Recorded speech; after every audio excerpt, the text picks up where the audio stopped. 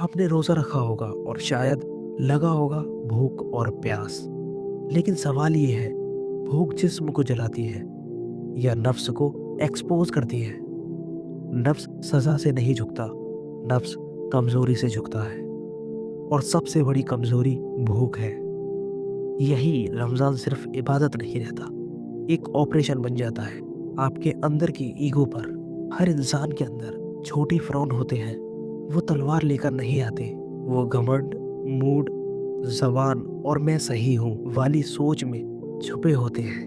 جب سب کچھ آلریڈی تمہارے پاس ہوتا ہے، کھانا، کمفرٹ، اٹینشن، تو یہ اور مضبوط ہو جاتے ہیں۔ رمضان آتا ہے اور ان کی بنیاد ہلنے لگتی ہے۔ گھر میں کھانا ہے، پانی سامنے ہے، جیب میں پیسے ہیں، پھر بھی آپ ہاتھ نہیں بڑھاتے۔ کیوں؟ کیونکہ آپ اپنے نفس کو سکھا رہے ہوتے ہیں تو مالک نہیں، تو بندہ ہے۔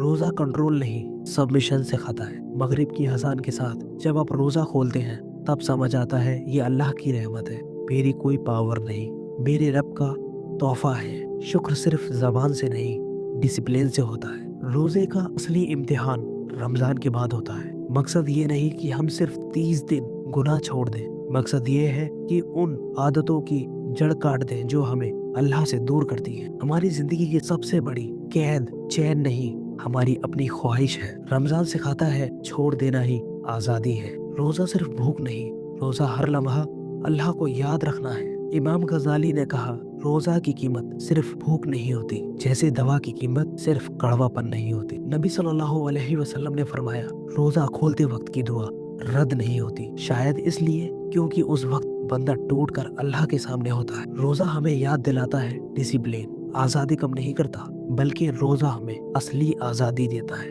کیونکہ ہماری بری عادتیں ہمیں غلام بنا دیتی ہیں۔ اللہ ہمیں صرف ان چیزوں کو چھوڑنے کو کہتا ہے جو ہمیں نیچے کھینچتی ہیں۔ ایک بزرگ نے کہا، ہر انسان کے اندر 2 بھیڑیوں کی جنگ ہوتی ہے، ایک لالچ، حسد اور گھمنڈ والا، دوسرا رحمت، صبر اور اللہ کی یاد والا۔ جیت اسی کی ہوتی ہے جسے تم کھلاتے ہو۔ رمضان روح کو کھلانے کا مہینہ ہے، نفس کو نہیں۔ روزہ 3 مراحل میں ہوتا ہے، باہر کا روزہ، اندر کا روزہ اور دل کا روزہ۔ باہر کا روزہ جسم کو روکتا ہے اور اندر کا روزہ زبان، آنکھ اور کانوں کو۔ دل کا روزہ ہر اس چیز سے جو اللہ سے دور کرے۔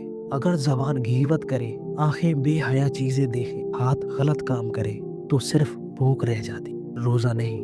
نبی صلی اللہ علیہ وسلم نے فرمایا، جو برے کام نہ چھوڑے اللہ کو اس کے بھوکے رہنے کی ضرورت نہیں۔ روزہ ہمیں اپنی کمزوری دکھاتا ہے، وسوسے، لالچ، غصہ۔